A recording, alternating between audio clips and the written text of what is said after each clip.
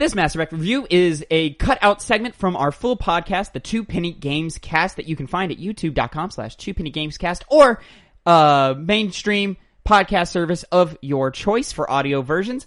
You can find the full version of this podcast coming out Monday at 8 a.m. However, we wanted to get this review out as soon as possible, so we cut this part out and decided to put it up on YouTube as its own little thing.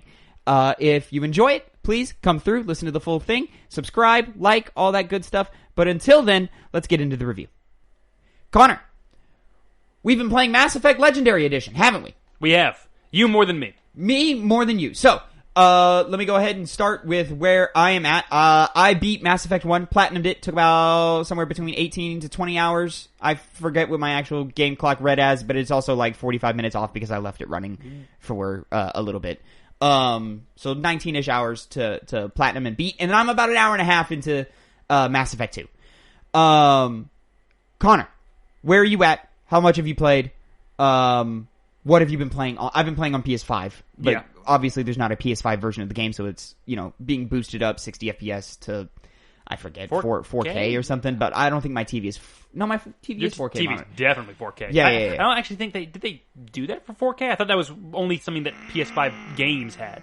I can't remember. No, it's like an up-res 4K. It's not real 4K. Okay. I can see that being the case. But I imagine we are getting a PS5 version of the game eventually. Yeah. So they got can't wait to replay it all when that happens. They got a lot of games to do that too. Mm-hmm. So it'll probably be on that shopping block at some point. Also, I've been playing live on twitch.tv/2pennygames. You can see most of my playthrough up right there.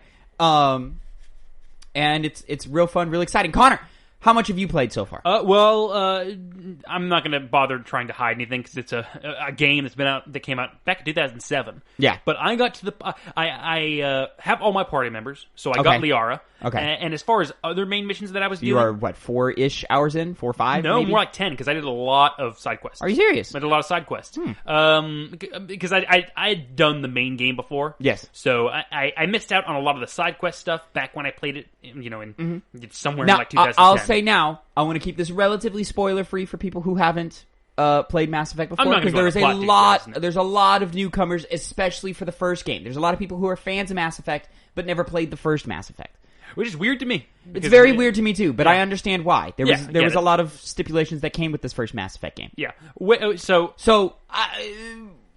Big choices, big quote-unquote deaths and things that happen, stay far away from those. But some of the smaller stuff, names, locations. Certain locations and certain missions, we could probably get away with that fine. As far as cast members, it literally, before you get all of them, shows in an outline which characters you have left to get. So that's probably not really much of a spoiler as far as BioWare Also, you is get concerned. most of your cast in the first 2 hours. Oh, I got them very, very quickly. Oh, yeah. Well, the game is intended for you to have your party real quick. Yeah. But I got Liara. I ended up going to... I also forgot the name. The ice planet. Novaria. Novaria. That's how you pronounce it. And I was getting ready to get into the action-packed part of that mission. Fantastic. That does start slower. Yes. So, I am a big, big fan of Mass Effect Trilogy. I play the trilogy, if not yearly, at least every other year. I platinumed the original 3 games, which is a way bigger undertaking than what platinuming each individual game in this collection is. Specifically Mass Effect 1, you had to play a minimum of 3 times. I think it took me like 4.5. And I did that within the last year. Or I finished my platinum journey within the last year. It took several years for me to do that. Because I would pick it up, put it down, pick it up, put it down. I would finish a playthrough, stop for a year, come back the next year, etc., etc. So I'm a huge, huge fan. I know this franchise inside and out. And I was very, very excited for this Legendary Edition to come out. I was very excited to see the changes that they made, and that's where I want most of the conversation to be. Now, I've spent damn near the majority of my time in Mass Effect 1 because they were very upfront in saying, hey, Mass Effect 1 got the biggest amount of changes. As you get further into this franchise, changes become less and less. Yes. I assume Mass Effect 3 is mostly just a bit of an up-res and then some bug fixing. Mass Effect 2 is, so far, it is prettier. There's more detail, but severely less changes from the original to this version in Mass Effect 2. Now, I just have to say, because I hadn't played it in so long, obviously when you don't play a game for a long time, you kind of get warped on how good or bad the game looked when you first played it. Yeah. So, with that being said, it looks... Now, for context, you haven't played Mass Effect since they came out. No, I have not. 2010 was when I first played Mass Effect 1, shortly before Mass Effect 2 came out. Yeah. If I'm getting my years right. But from my memory, it looks about as good... obviously, with the graphical improvements of the PlayStation 4 as opposed to the Xbox 360, where I originally played the Mass Effect games, it looks more similar to Mass Effect 3 in terms of, how good characters look, how what they've done with the first game. Yes, what they've done with the first game, which is where my experience ends. I haven't even gotten through the entire game like you have yet. Yeah. Keep that in mind. So I'm with you. They were upfront in saying Mass Effect 3 was the bar. Yeah. So we were trying to get everything up. Now, Mass Effect 1 does not look like Mass Effect 2 or even 3. 2 and 3 look much better than 1. But 1 has seen an incredible visual upgrade. Texture, pretty much all the textures have been reworked. There are new physics effects, specifically like grass and wind blowing through grass and stuff. There wasn't even grass in the original game. Yeah. New lighting effects, which I think is the biggest proponent of things looking so nice now. Yes, that is a big part of it. Oh my god, the lighting is so nice. Wasn't that good in the first game? From my memory very as well? flat, flat in the first game. Everything looked very flat. Dynamic lighting was not a thing back then. Yeah, so all of these new things have helped the presentation of the game severely, or incredibly, I should say. There's also been some gameplay changes. They've tightened up the shooting. They've made it feel a lot closer to 2 and 3, which I was surprised how much closer it actually feels. While playing it, I was like, okay, yeah, this is clearly tighter than the original game, but it's nowhere near as tight as 2.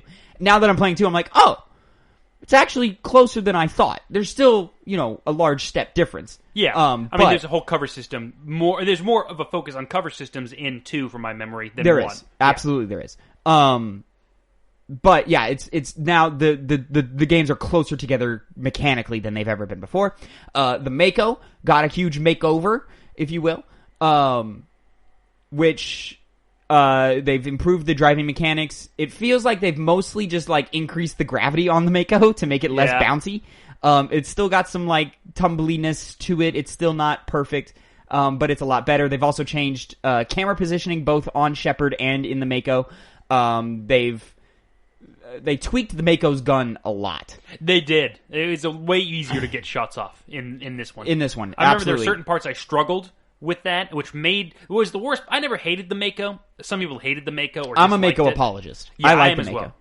So did I overall, but the shooting definitely needed some work back in the day. It would help if your big heavy cannon hit the shot that you wanted it to hit. Yes. Which now there's they've almost overcorrected where there's a bit of what is it called? Not aim assist, but when you shoot the bullet and the bullet goes into the enemy anyway, even if your marker is off. Yes. You know what I'm talking about? That bullet magnetism type stuff?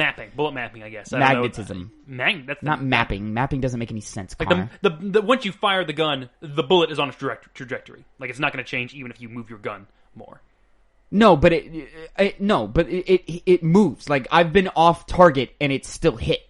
Oh, really? Yes. That's what I'm saying. It's got that bullet magnetism that Halo was popular for. Oh, okay. My tactic is I usually just stay in one place because I just move slightly to avoid whatever missiles are coming at me. They've made the Mako tougher. Except for when fighting Thresher Maws, I have felt no need to really worry about taking damage at all. Yeah, the one I fought a Thresher Maw. Granted, what difficulty are you playing? Veteran. You're playing on Veteran. I also played on Veteran. The game as a whole feels so much easier than it used to be.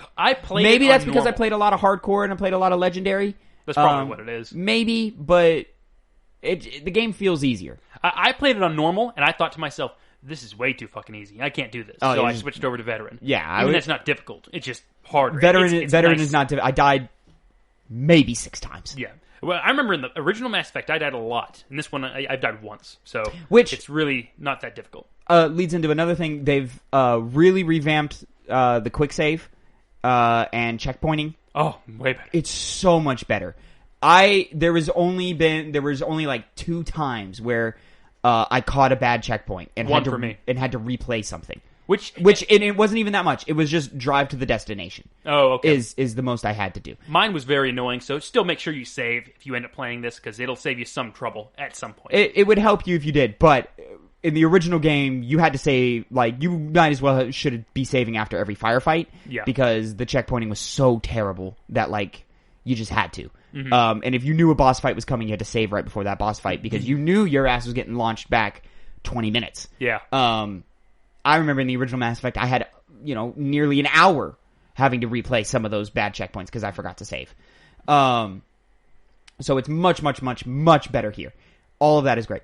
I'll say just well, we're a little bit into it now. But overall, Mass Effect 1 has always been my favorite game. But I've always had to be like, yeah, but it's got all these issues. Now I think it is definitively the best game in the trilogy. It looks great. Obviously not as good as the other two. It plays better than it ever has before, and I think it plays well enough now to where it's comparable enough to where everybody should be able to enjoy it. Mm-hmm. But it's still keeping that core thing that always made the first game so great to me, which is that atmosphere and that breadth of how big the universe is and how much you can just take in and devour and jump into just this fully developed world and just really get lost and explore. Exactly. There'll be terminals that you click on, and it'll say Codex updated, and it'll have entire information. And it really brought to perspective how much this game framed Mass Effect going forward. Because pretty much all the information you need to know about the world is given to you in that first game, which I don't know if, like... They go so far as to explain the science fiction behind their space engines. Yes. Like, you didn't need to do that. Mm-hmm. No. But that's another reason why Mass Effect is just great in general. Yeah, the writers really went hard on doing all that to make it more of a lived-in universe. But, absolutely. Now, Connor, as someone who spent most of his time in Mass Effect 2 and 3, only played Mass Effect 1 once... Twice. Twice? Twice. I did play twice, but you did it over a decade ago. Yeah, I did it a long time ago. So, what has been how are you feeling mechanically about the game now? Mechanically, the shooting's a lot more tight. It's helped along by the fact that you have more weapon options than just the pistol or the shotgun. You're right. They've removed weapon restrictions per class, so now everybody can use all four of your weapon types. Right. The only pitfall is that when you select your class, it'll say which weapons you can use.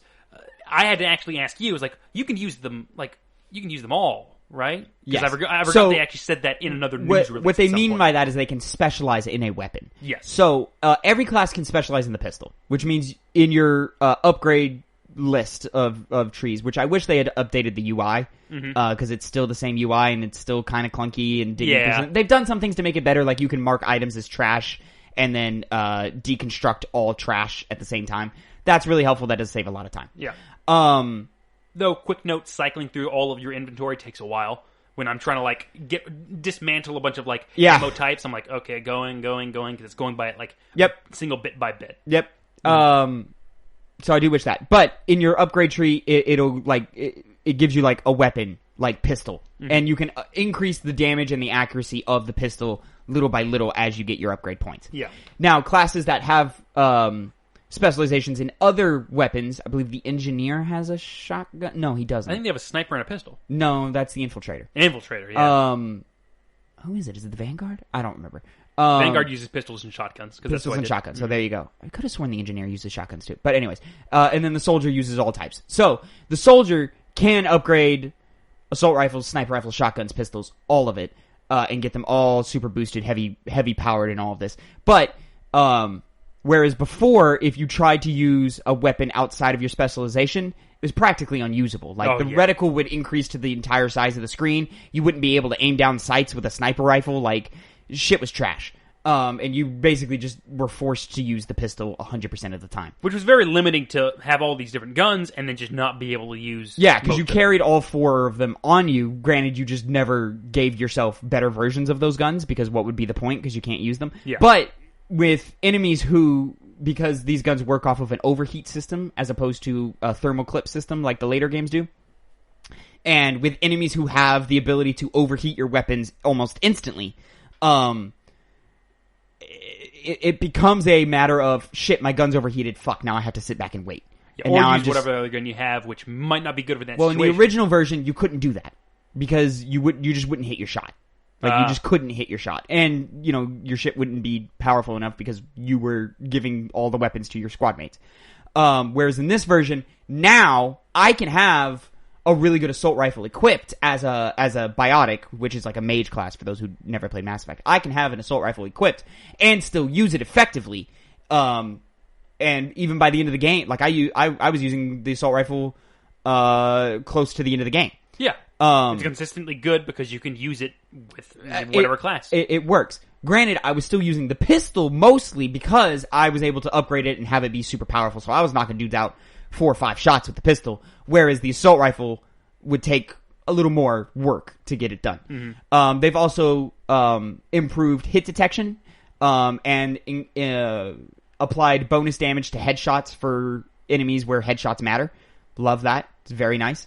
I remember, like, in the older game, when I first played it, I would sometimes hit enemies and be like, am I hitting this person? I have no clue whether I'm actually... there was a lot more, like, rolling of the dice going in like, a classical RPG sense.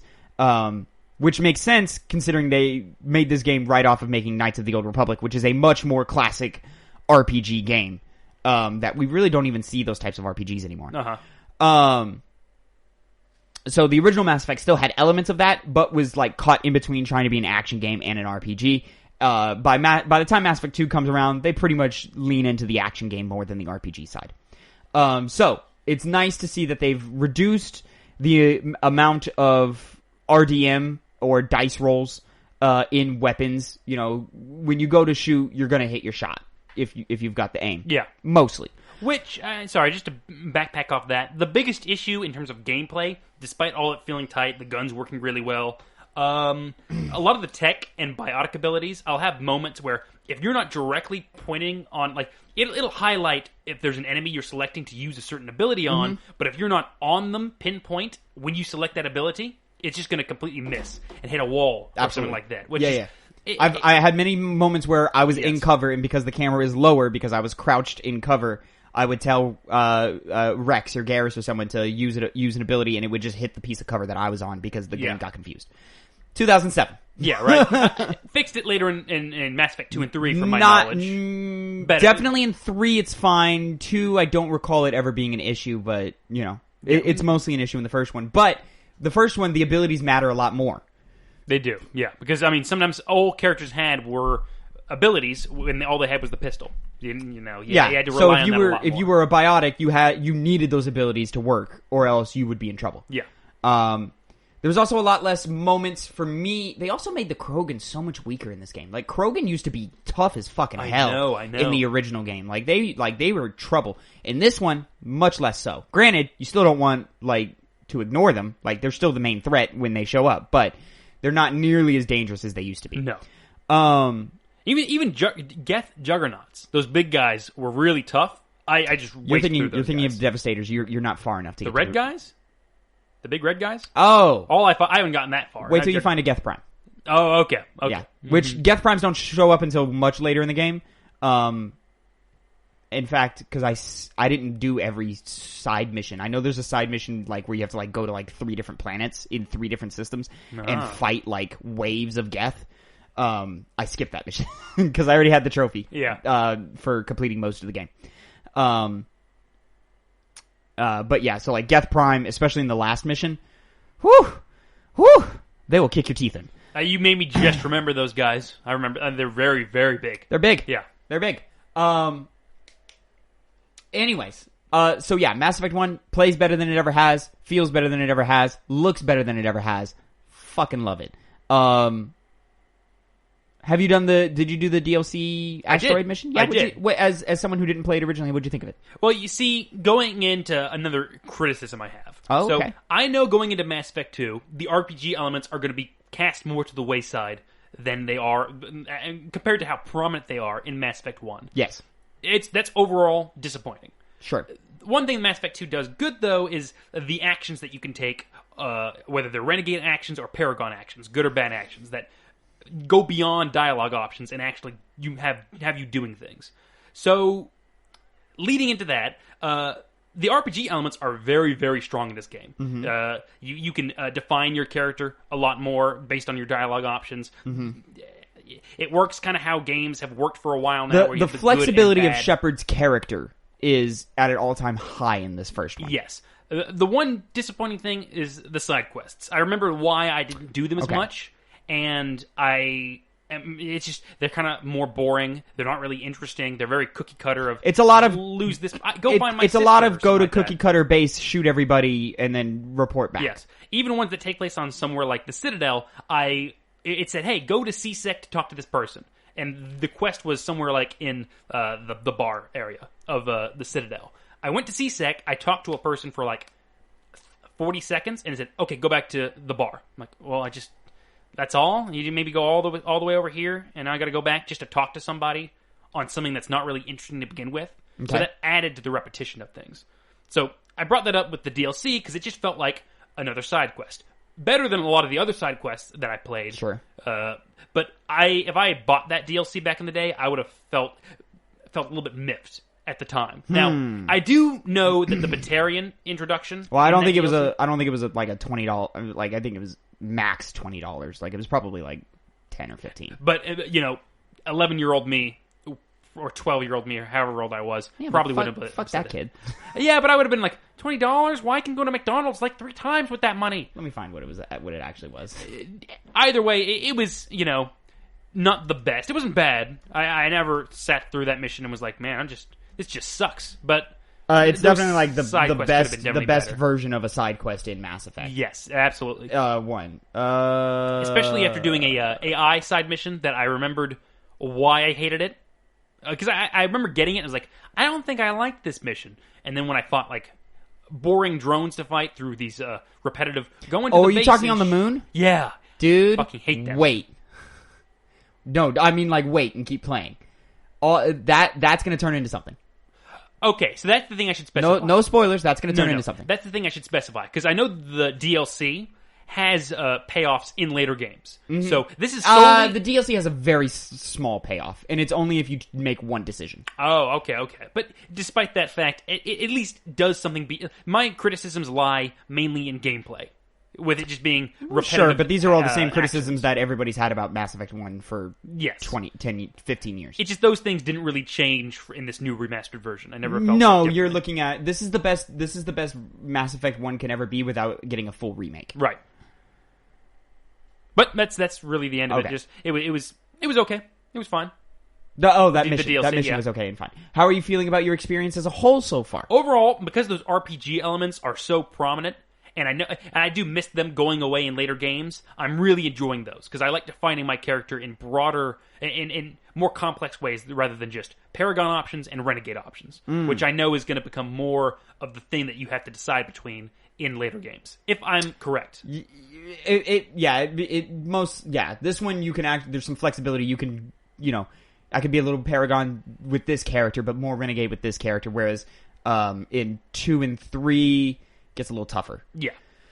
There's also like some mechanics, like I know they've changed the galaxy readiness of war, whatever it is, that little meter in Mass Effect 3. They've changed how that works. Obviously, the Mass Effect 3 multiplayer was not included, but the project director says, it could return. What does he say? IGN article. But we want to see what kind of reception Legendary Edition gets and what the demand for the multiplayer is.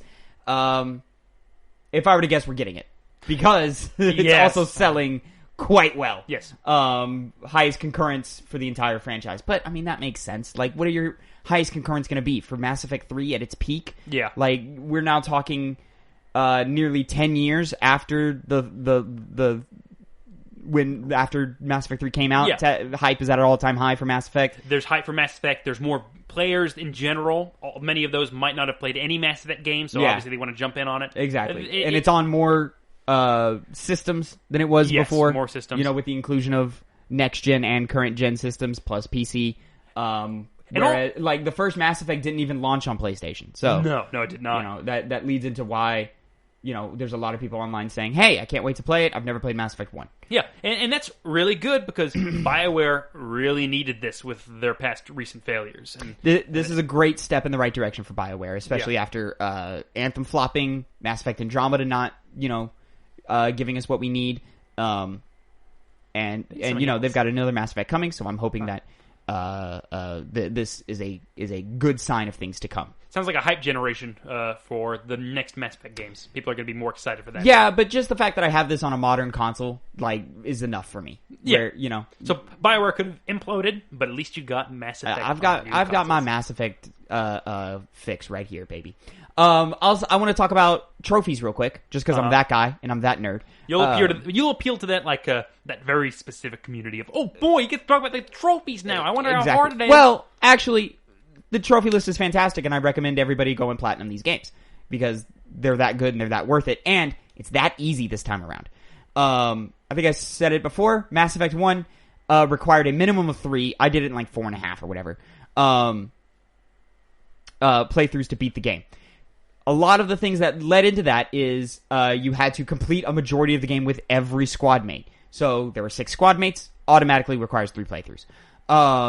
You had to use every ability and get kills with every weapon, but it only counted for Shepard. So Shepard had to use every biotic ability. Shepard had to use every engineer ability. Fucking Shepard had to kill with every weapon. Now, the weapon trophies have been removed completely. I assume because of the class restriction. What's the point? But the biotics and the engineer abilities are still there. However, Shepard isn't the one who has to use them. Your squad mates using overload or biotic pull, or I'm sorry, biotic throw, because pull isn't in this game. Yeah. Count towards that counter as well. So, for example, I played as an adept, but I just surrounded myself with engineer people and got all the engineer trophies that I needed. Mm-hmm. Super easy, super quick. The squad mate trophies have been reduced from complete the majority of the game with each squad mate to complete 5 missions with each squad mate. Literally, Tali and Liara, I completed with a single visit to the Citadel. Oh, I was popping those trophies left and right. I was like, oh, I got, what is that? I just did 5 missions. Yep, okay. Just do it quick. Do it, Tali and Liara I did in 15 minutes. Yeah. Because I just went to the Citadel and I started turning in quests and finishing up things and then pop, there they go. And I constantly switched between characters, but I still got it for multiple characters Yeah. without even realizing it. Yeah. Like, oh, I did it. Yeah, the hardest one is still get the abilities in because there's a lot of abilities. Yeah. And you're working off of cooldowns and not every specifically with the engineer abilities. Obviously, AI hack isn't going to work on pirates or raiders. Yeah. You have to have drones or Geth and use the AI hack on them for that to work and for that to count. That still sounds like the worst class to me. The engineer. Engineer? Uh-huh. It's got its uses. On the Geth heavy levels, you're pretty much God. But to me, Adept is still far and away the best class. What are you playing as? I'm playing Vanguard. You're playing Vanguard, which is a mix between which? It's kind of like the Adept and the it's kind of techie too. So kind of Adept and Engineer-ish? Yeah, something like that. Yeah, yeah. I can't remember. This one is different from the other ones, in which case it's not like its own class with its own specific abilities like 2 and 3 do. Yeah. It's just a mix and match of 2 of the primary 3. Yeah, it's fine. Whatever. I'm pretty aware that of abilities kind of getting better as the games go on, because I can't remember what class it is, but one of them I'm pretty sure it's the Vanguard, which is why I subconsciously chose it. In Mass Effect 2, the powers seem a lot more impactful and explosive than some of the other ones, because there's a lot of crossover with abilities from adepts and because I have lift, I have pull, push, warp, which those are your main. Those are like your main 3 adept things. So an adept will also have singularity and barrier, which is an extra shield. So if my shields ever went down, I just popped a barrier and then suddenly I'm invincible again. Adepts have that? Yes, sir. Oh, okay. Yeah, I know. You're probably thinking of a tech armor or something. I have that. Yeah, I have barrier. You have barrier. Yeah. Okay, yeah. So barrier is a pretty important one. And then barrier in combination with the default shield boost ability, you've just got shields all the time, man. I feel like maybe the Vanguard is just in Mass Effect 1 a worse adept. Ideally, pick one of the primary 3. I think why I chose him was because of the shotgun classification. Because I know the adept does not have that; only has the pistol. It's only the pistol. Yeah, yeah, which doesn't really matter as much in this game. Just fucking kill people with the pistol. It's not that big of a deal. The shooting doesn't feel, and that's a critique I have with the main game. None of the guns feel that great to use. Mm-hmm. They just don't. It just kind of feels like ticking off health of an enemy. That is true. Bullet sponges. The only one that has any kind of impact is the shotgun, especially in later levels where you're just wiping dudes out with 1 or 2 shots. Yeah. And laying them out. But, you know, like, okay, so I got my sniper. All right, pop, pop, pop, pop. Okay, he's dead. Okay, I have my assault rifle. All right, he's dead. I do want to say they've included something in this game that I'm 90% sure wasn't in the original, which is different weapon, like, different firing modes for weapons. Like, some weapons are a 3-round burst, or some are full auto, some are single shot, which wasn't in the original game. You see, I thought it was. I'm fairly certain it isn't. There's one specifically. There's later in one of the Geth heavy weapons, you can get the Geth rifle, which has like a beam. No, it's not a beam. It's a like a speed up thing where like you start shooting and it's slow and then it speeds up as you continue shooting. Yeah, yeah. I'm like 90% sure none of this was in the original game. I'm like 90% sure that that every weapon felt pretty much the same. I mean, you played it last, so I would defer to you on that. Like 90% sure. Now, in 2 and 3, that happens. Oh, yeah. I remember that specifically. Yeah. Which is why I might be getting confused with that, because I was just so used to In 1, I'm 90% sure every weapon felt the exact same.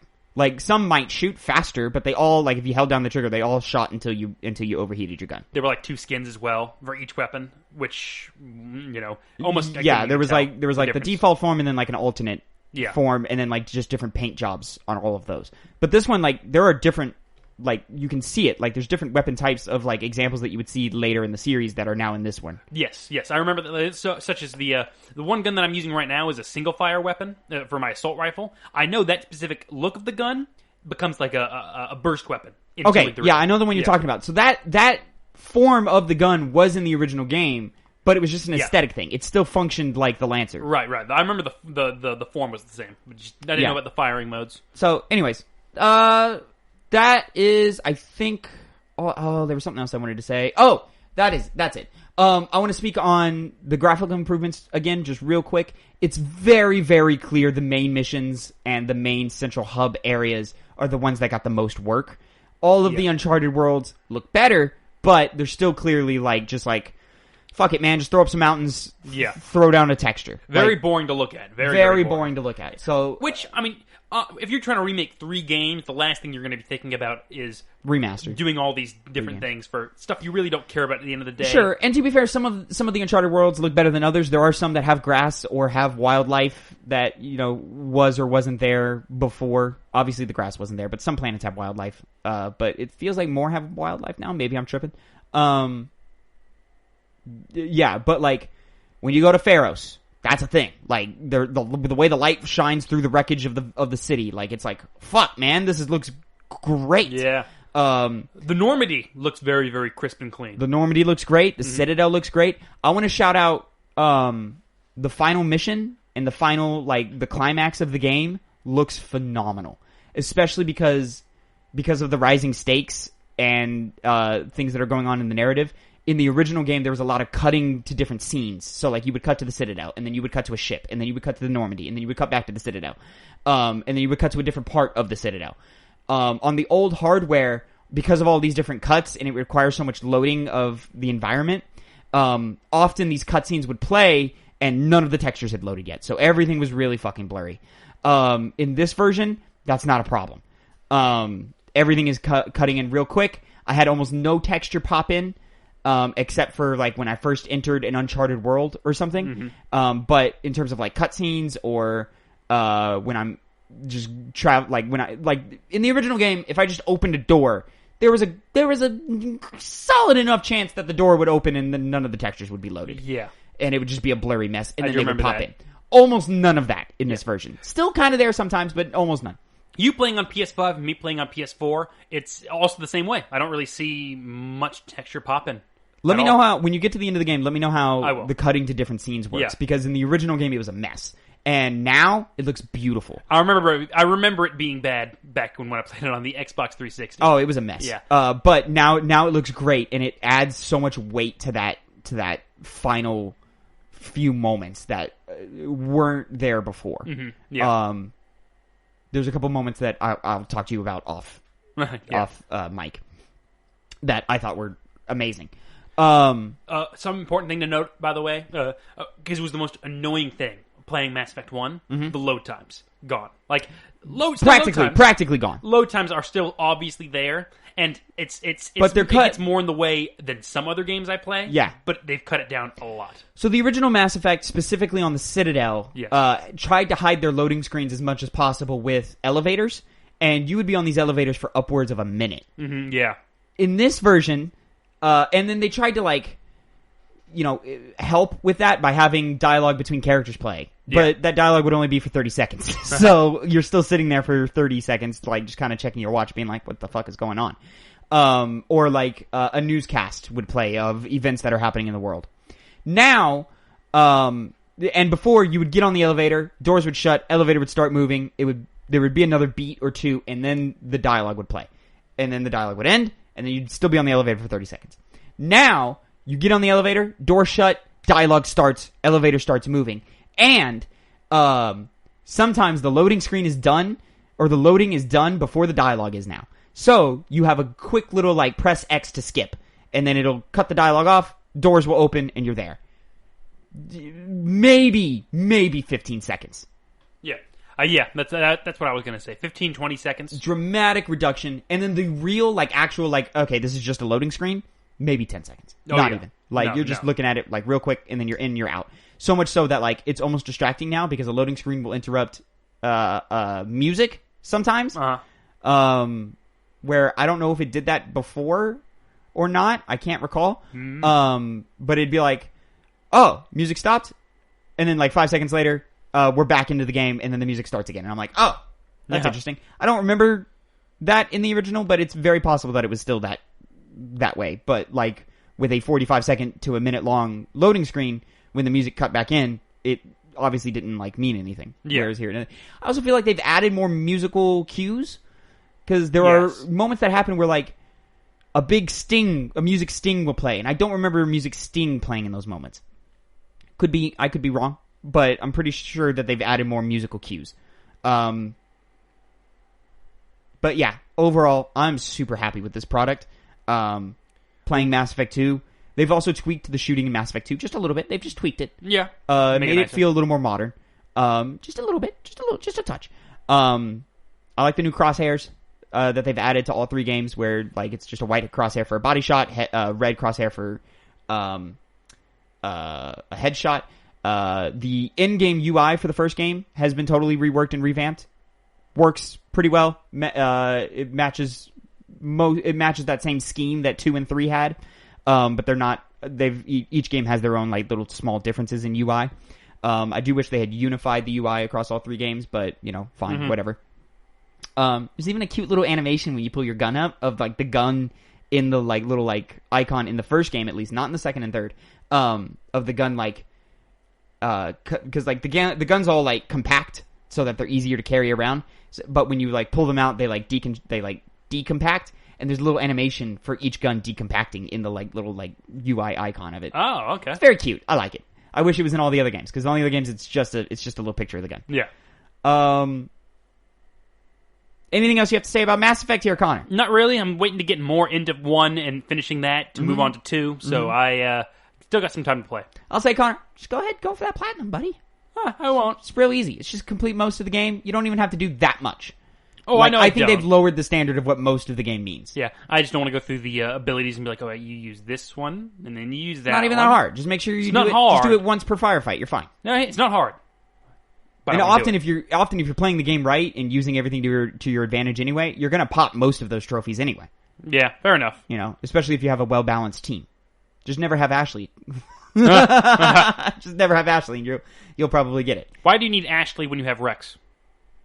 That's my point. Yeah, because Rex has biotic abilities, Ashley doesn't. Yeah, and he's also just got physical abilities that are better. Like, yeah, sure. Krogan Battlemaster. They've got the same. Krogan Battlemaster's the same as her? He doesn't have Krogan Battlemaster in this one. At least I don't think he does. Yeah, he does. What does that do? What does it do? I think melee damage is definitely increased. The AI never does melee. No. Oh, they've also they've moved melee in the first game. It was like an automatic thing. You were holding the trigger, and then, like, based on proximity, if you were too close, Shepard would melee. They've moved that to its own dedicated button now.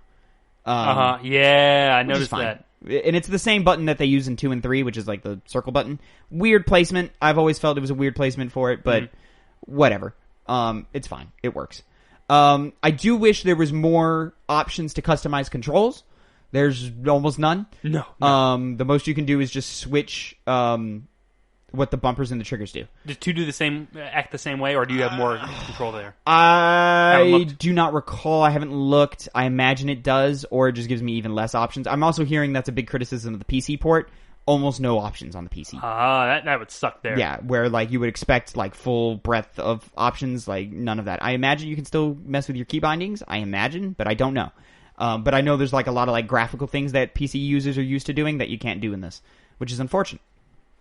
But I imagine all of those things will be added later. I will say, also, there's another point I wanted to touch on. Glitches. There used to be glitches galore in the first one. Like, graphical glitches, lots of clipping, lots of, like, enemies, like, falling out of the world. You would fall out of the world occasionally, on top of the textures not loading in and being a lot of pop-in. Mostly, all of those glitches are gone, and bugs are gone, but some new ones have popped up.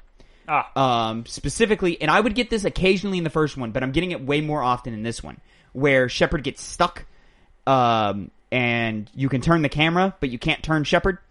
And, you know, Shepard is just pointed in one direction and can't do anything, and when you hold sprint, he or she only runs in that one direction.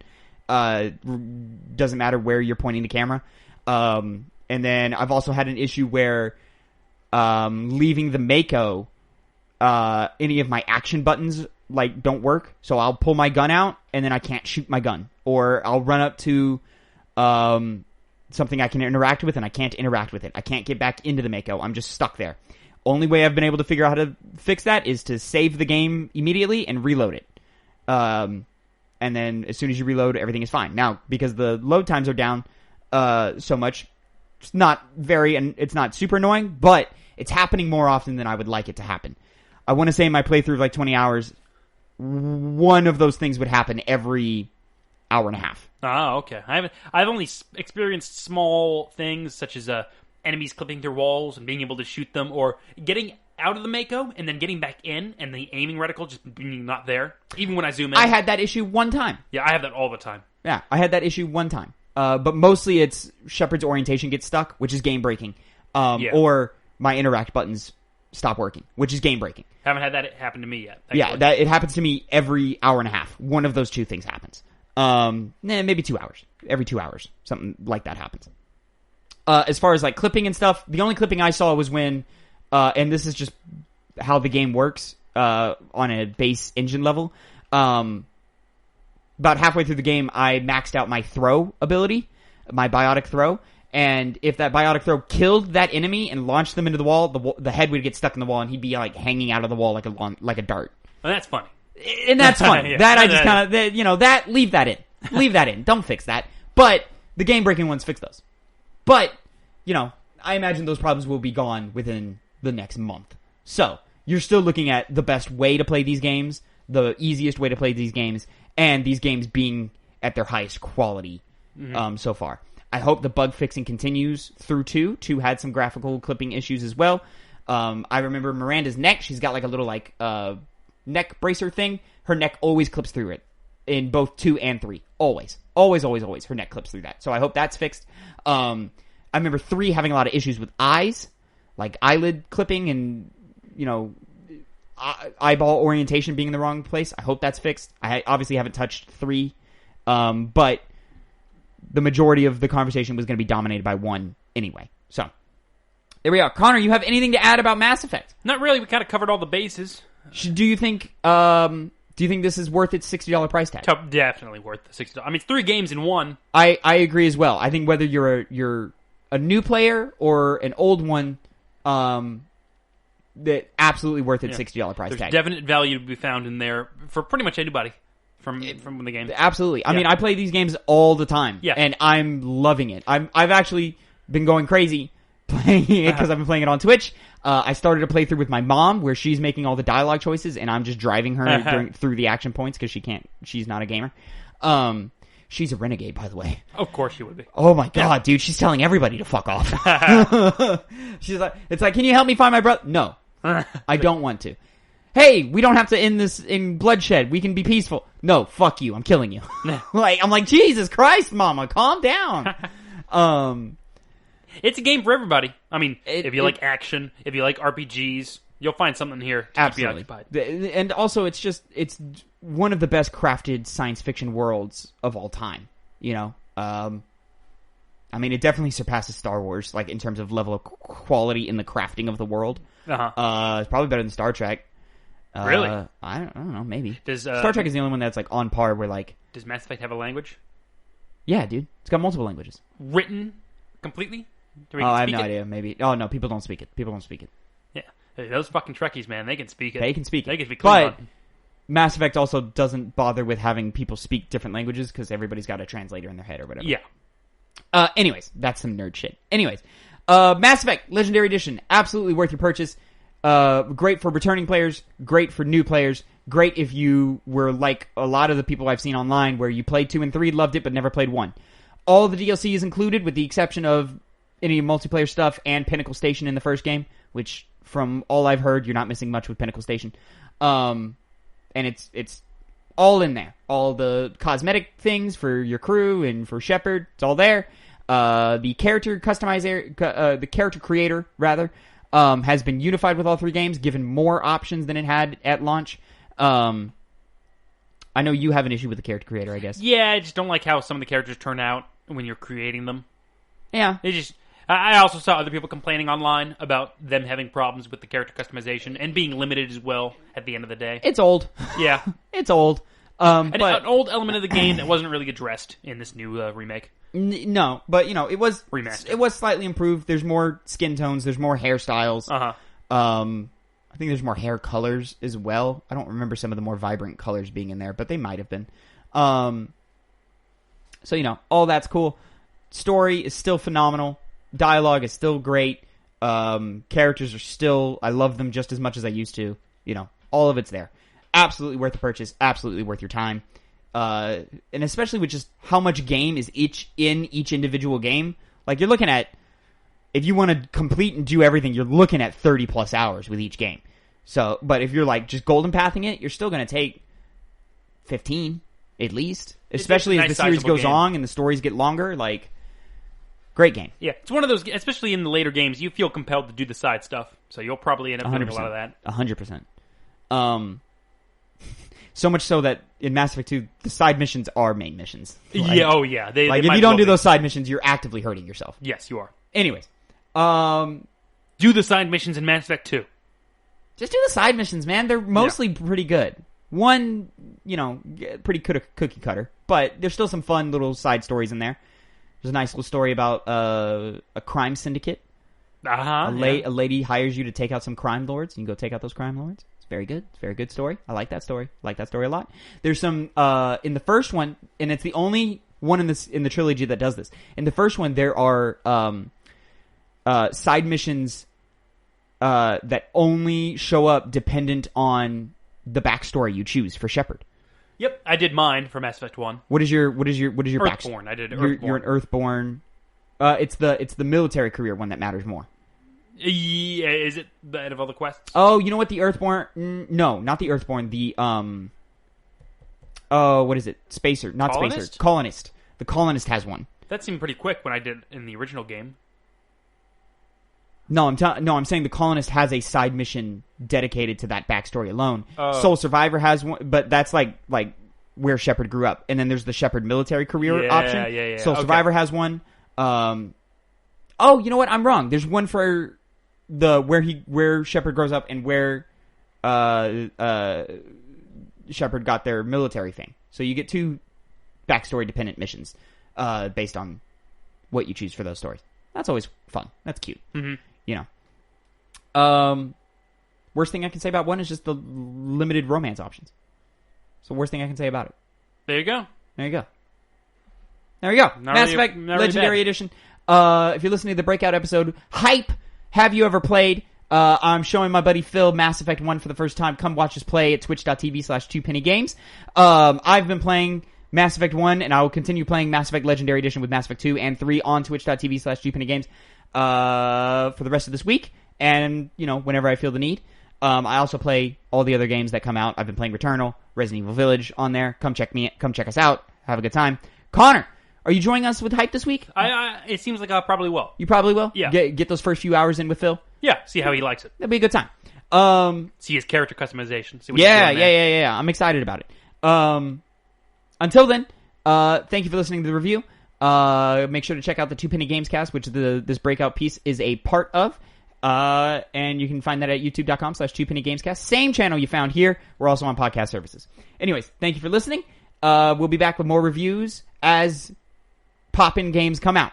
Yep. There you go. All right. See what the next one is. Have a good one.